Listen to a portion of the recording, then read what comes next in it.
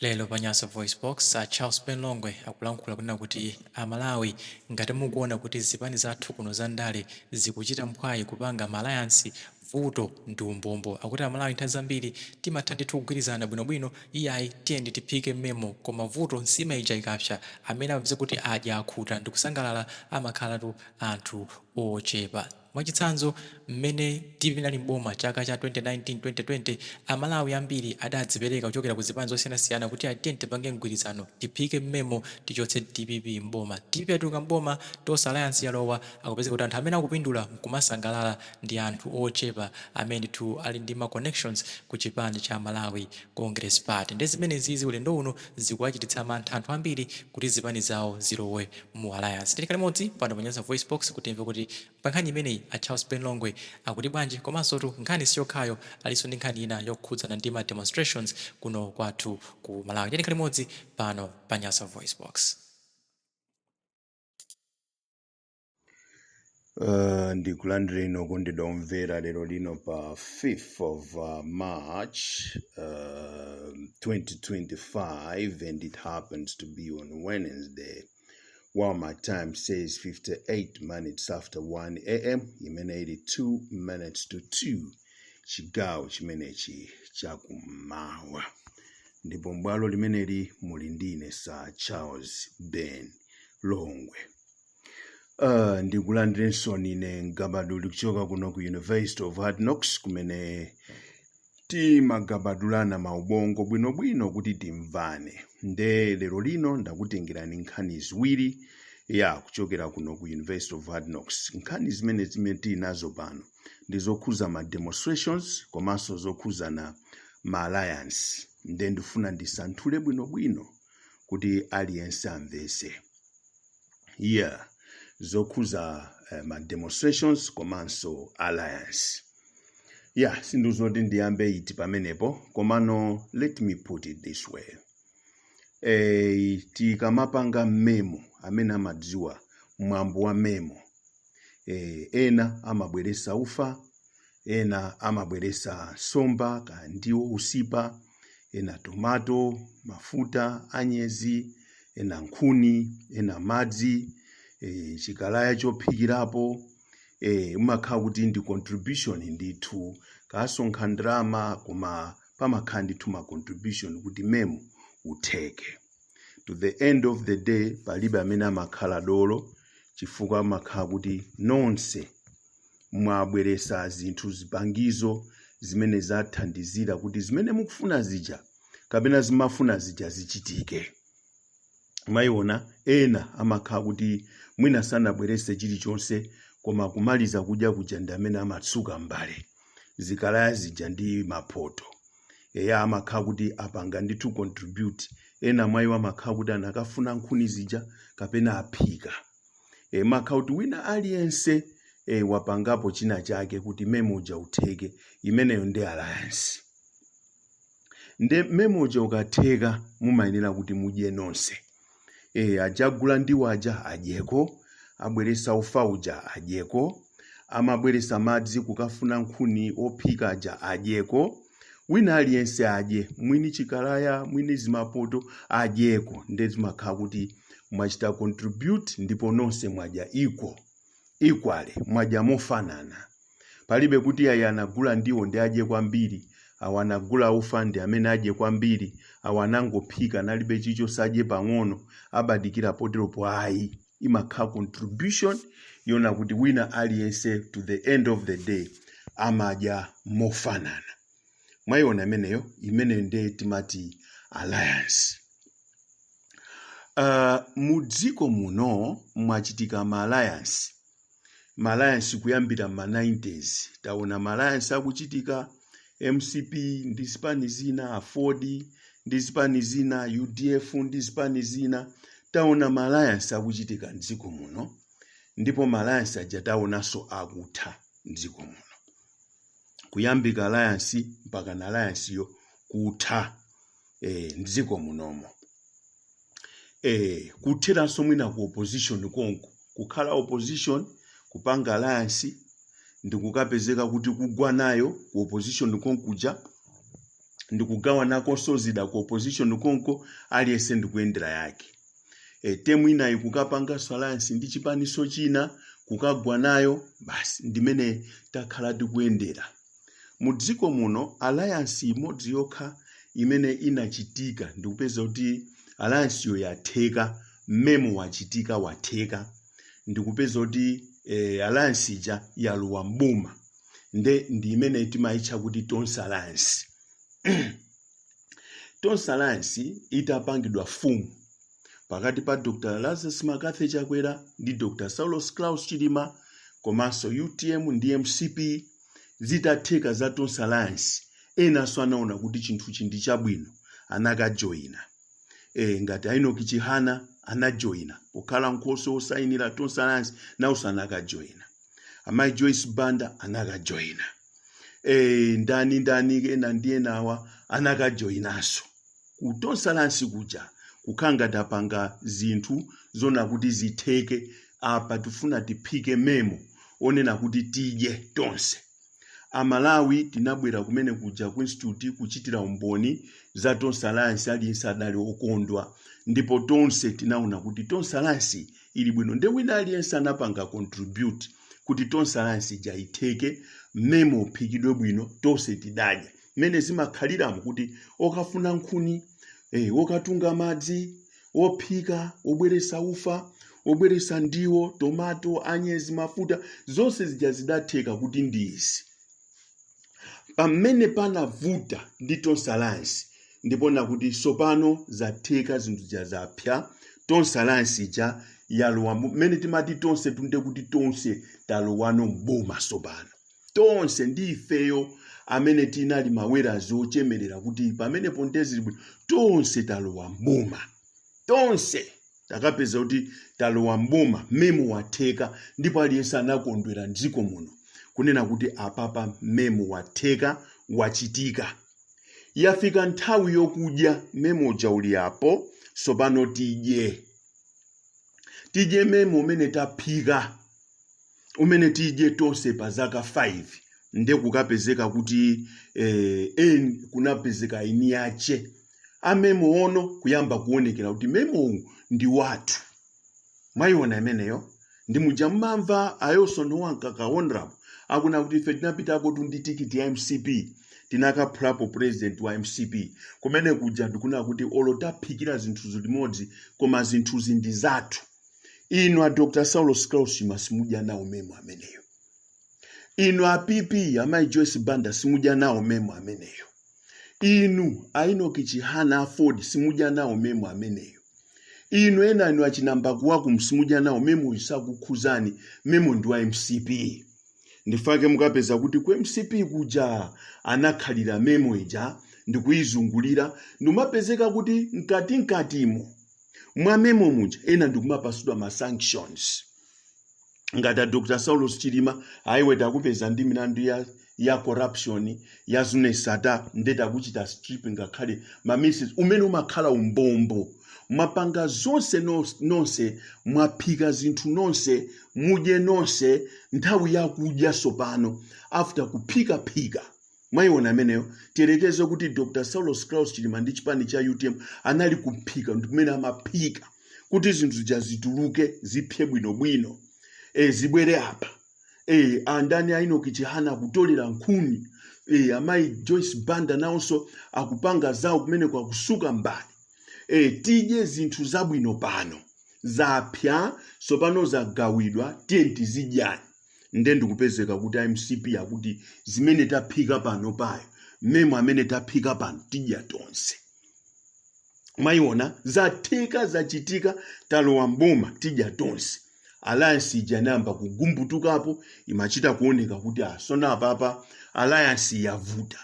Mpaka na malemu Dr. Saulos Chilima nadandaula kukalonga, akuluakulu pa press briefing meme, akuluakulu tinayamba zinthu zitonse, ndipo tiyeni tipange zimene tidagwirizana, mmene tisadayambe kuphika memo, tinkati tizidya tonse zinthuzi.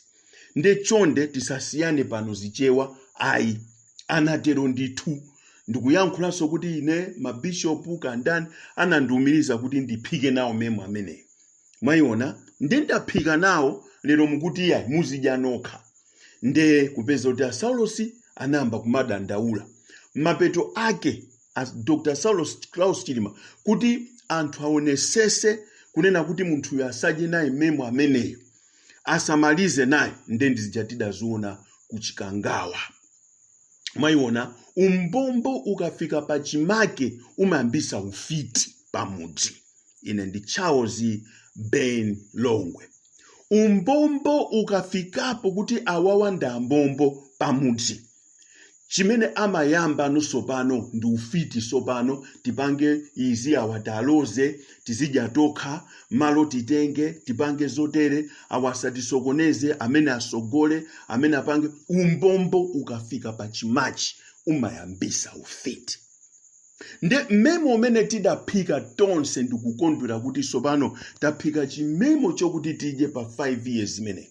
Ndikumaona sosogolo lona kuti apapa ife sitingachoke somboma amene zatero tapanga chingwirizano chabwino chimene chachita konka, because that was the only alliance in dziko imene inachita konka mpaka na kukalowa mboma tonse. Ndikukhala ndi chizina chabwino chochedwa kuti tonse, koma pa nthawi ya chakudya makosana yapya memo tidye. Ndikupeza kuti yayi amene akudya ndi a Dr. Chakwera. Amene akudya ndi anthu amene sadavutikire nkomwe zomenya nkhondo mdziko muno. Achina Niki Chakwera, achina Ana Chakwera, achina Zipongozi, achina ma friends. Izi timaphika ngati timaphikira gulu la Malawi kuti tidye, koma pokudyapo kupeza kuti yayi amene akudya ndi awo amene sosizida wakhuze nkomwe.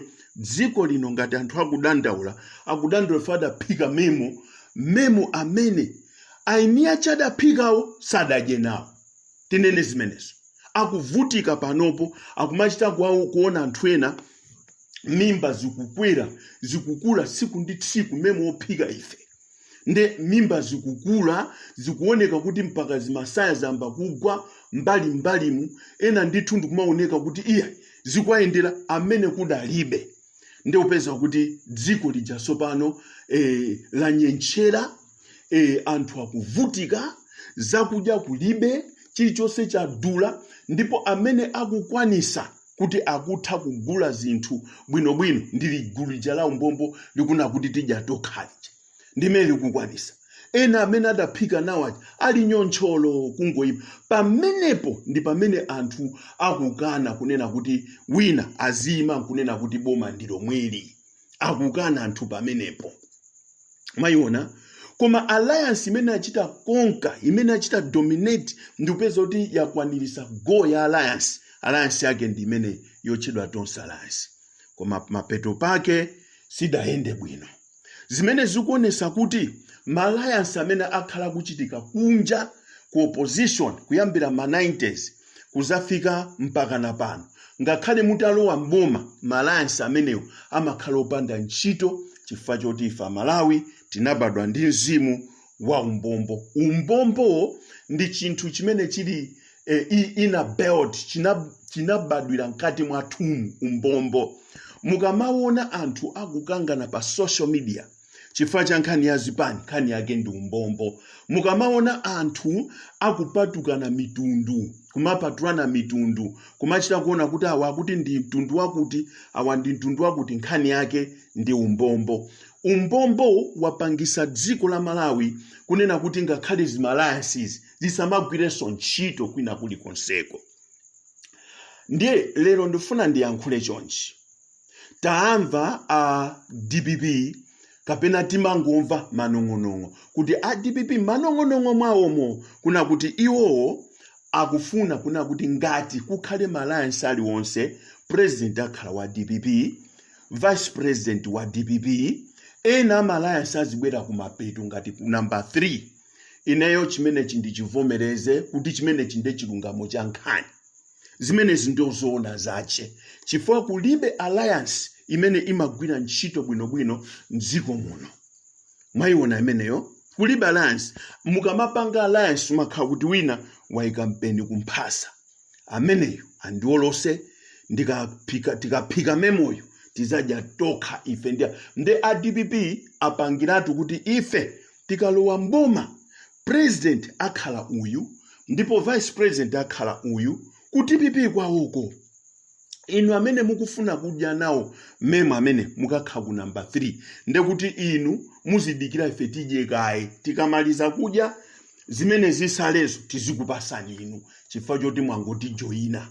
Ndi zimene akupanga DPP. And that is a simple honest spirit imene nthawi yonse zaka zonse zakhazuso moti chilungamo cheni pa nkhani ya alliance mdziko muno chabwera ndi a DPP iwa.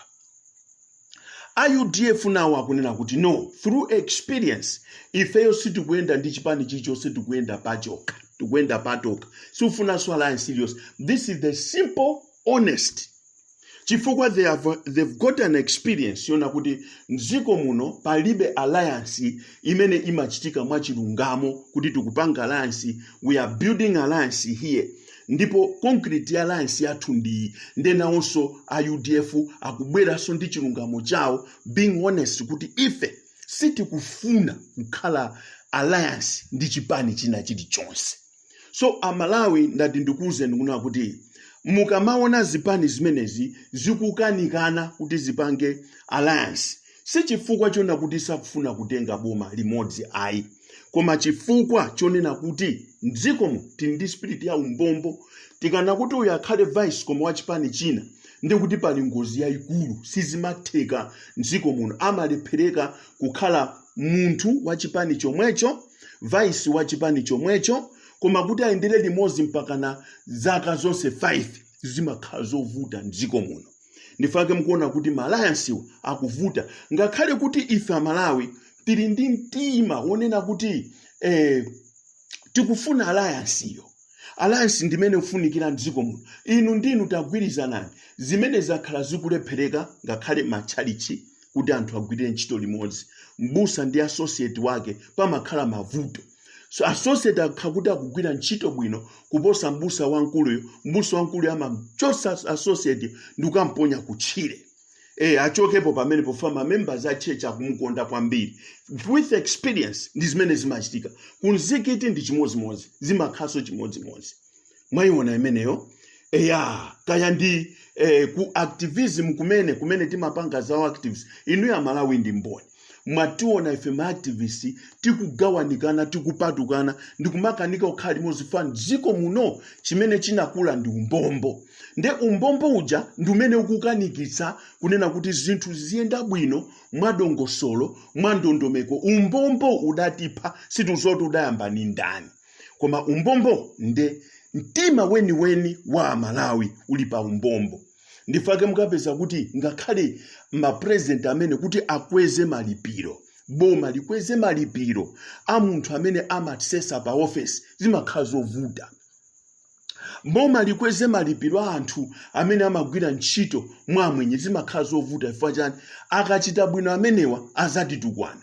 Akhale choncha akhale amphawi chifukwa akalemera sazatitumikira ife sazakhala kapolo athu azikhala chonchi ngati ng'ombe. Umbombo ndi umene wavuta mdziko muno. Kuti muone dziko linolo mene laendera pa 5 years ya Dr. Lazarus Makathi Chakwera. Muone masaya anthu, mimba za anthu, ndi mene akuonekera ndi kusalala, ndi muone anthu ena amene ali mdziko momwemo, amene ali so part and parcel ya tonsalance, mukasiyanisa kuti iya apa pali umbombo apa. Awa amene akudyawo ndi awa iya yankhala kuti atinke nawo. Umbombo waononga dziko la Malawi. Ngati zinthu zikukanika kuyenda mdziko facha umbombo. Minister akapasidwa unduna kuti unduna uziyendesa amapanga za yeyo ndi ana ake umbombo.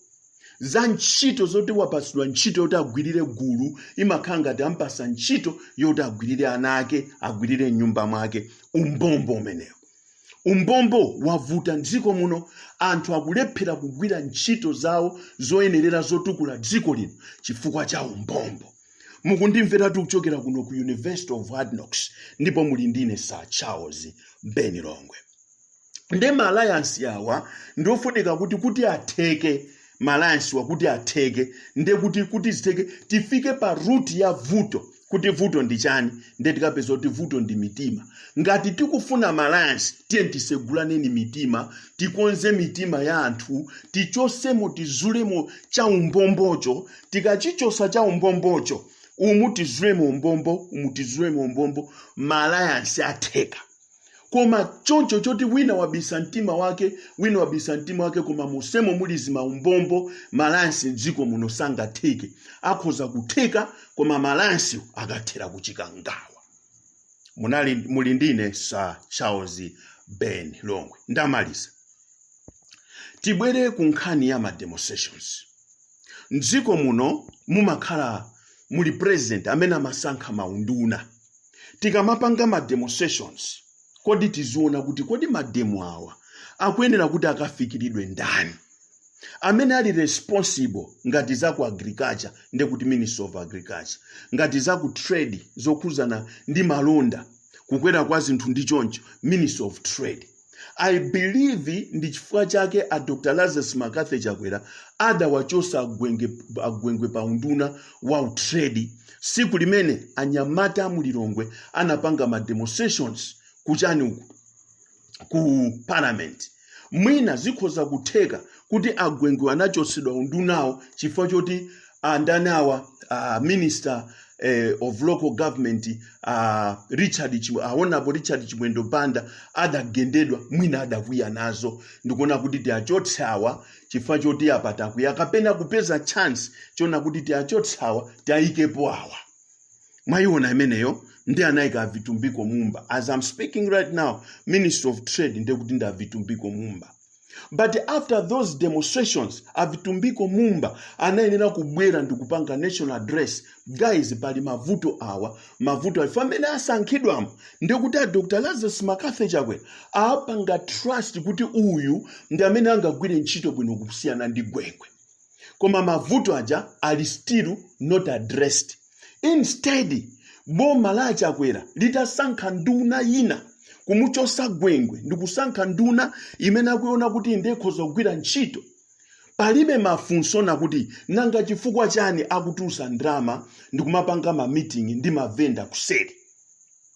Pamene mavuto amene ali mdziko muno ndiokhuza gulu lonse, ndiokhuza Malawi more than 20 million.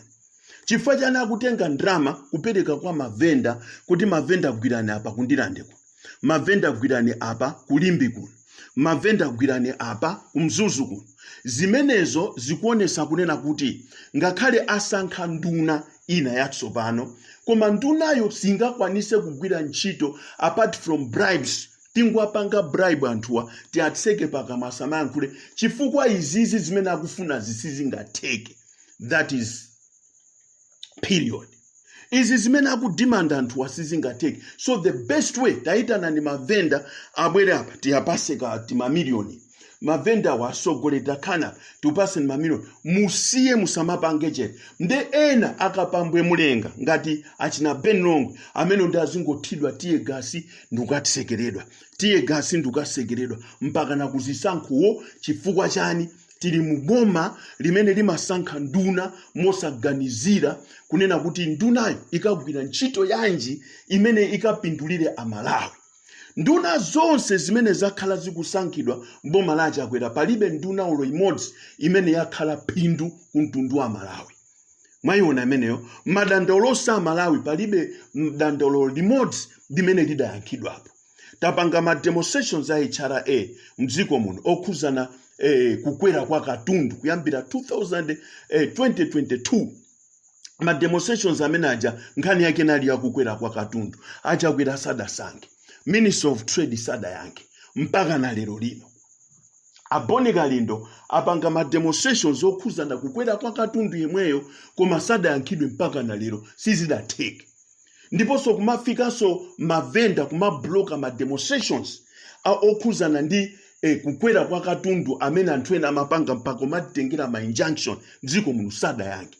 From 2022 kuzafika chaka chino 2025 mavenda omwe aja amene amabloka ma demonstrations akupita kukakamba nkhani yake yomweja koma Chakwera kukanika kuyankha, nduna zawo zikukanika kuyankha chifukwa pogwira alibe. chifukwa nduna zimene amazisankha sikuti zili ndi idea ina iliyonse yokuti zikhoza kusintha zinthu mdziko muno. Alright, nde ma demonstrations zikamapanga zonoti kodi mademo akupita kuti ngati afunika ku Capitol Hill akwenda kupita ku Capitol Hill. Ku Capitol Hill ko kwa ndani minister wakuti wakufuna tikayankhulani naye. Nde kuti pamenepo tapanga ma demonstrations ndipo tikafika ku Capitol Hill ndikuwauzanso kuti tikusiya petition iyi koma tikufuna tiyankhulane ndi nduna yakuti imene tayibwerera pano chifukwa imagwira ntchito kuno. Osati kutenga petition kumpasa gateman, kapena kumpasa guard, kapena msilikali, kapena wa polisi, kapena spokesperson. Koma nduna ituluke itenge petition ndipo iwerenge ndipo ipereke yankho. Ndikuwauzanso kuti mayankho amenewo ngati simpereka within 7 days muzatiunanso tikubwera pano. Ndi pamene pamachedwa kuti ma demonstrations amtendere. Koma zochita mademo kupanga divert kuti wina wake sakufuna udindo wake kuti tuone kuti ukugwira ntchito ndi ajamana kuti amukasiye kwa DC. DC yo si Minister of Gender, DC yo si Minister of Mines, DC yo si Minister of Trade. Kumene mukupitako ayi ndunazo zili mdziko momuno ndi Amalawi oloti yankhule chichewa amva. Mmomo tikatenge petition tikasiye kuja aboma amatiye mukasiye kwa DC. Mwayiona imeneyo kwa DC adisi amagwira ntchito ndi Minister of Local Government. Nkhani imene mwabwerera inu si Minister of Local Government ndi nkhani ya trade imene dziko lonse lino lili involved. Tipange bwanji pamakhamapo ndeti manena kuna kuti tikamapita kwa DC ndekuti ndikumangochi kumeneko, ndekuti ndikuzomba kumeneko, ndekuti ndikublanda kumeneko. Chifukwa choti tufuna DC uja atitengere kalata yathu ija akatisire ku ministry kumene tikufuna kuti nkhani yathu ipite. Ndipo kumuuza DC yokuti ngati pa masiku awa simuyankha mutionanso tikubwera pompano fati kufuna mayankho. Ndipo siku limene tikabwera sitizachoka pano mpaka natitapeza mayankho athu opita omwe ndi mademo amenewo. Koma chifukwa tili mu dziko limene si likulamulidwa ndi anthu amene sakudziwa kuti kulamula dziko ndi chani. Mama kuti anthu akakumane ndi nduna yawo imene afuna akayipase petition, achakwera amatumiza apolisi akakumane ndi anthu mu street asanafike ndi ulendo wawo ka tiye gas. Ndefunso limakhala kuti kodi apolisi mwatuma ndi Minister of Trade amene mudamusankha kuti atitumikire ife Amalawi kuno amene tifuna timpase petition iyi. Apolisi amene mwatuma kuti azitithira tiye gas nde nduna ya zamalonda mdziko muno imene tifuna tipase petition, kapena nduna ya maboma ang'ono kapena ndi nduna ya mines kumene tifuna tikasiye petition. Nde ndizodabwisa kwambiri kuti anthu amene tikuwafuna ife kuti tiapeze ndi ndunazo. Fati uzoti kapeza ndunazo nde kuti tapeza president. Koma timablokedwa malo mwa nduna zija ndikukapereka apolisi zimene zimaonesa kuti we are living in a government that is poor. Imkamamva poor governance nde imakhala imeneyo. Nde ndimati ndikuuzeni makosana kuna kuti keep the fire burning, osabwerera mbuyo, osatopa, osafoka mpaka na amene mukumfuna kuti mpase petition mukampase. Ngati akutrani tiye gas ingo kumkambirana kuti guys akatithira tiye gas pano tingoenda chinambalala tikakumane ku Capitol Hill konko aliyesa ayende menanga endere. Koma at the end of the day ikamati 2 o'clock tose tili pa Capitol Hill pamenepo ngati tiye gas akatithire pamenepo ndipo nkhani yake ndi utufuna tukumane ndi minister. God bless you and have a wonderful night. Thank you very much. Thank you.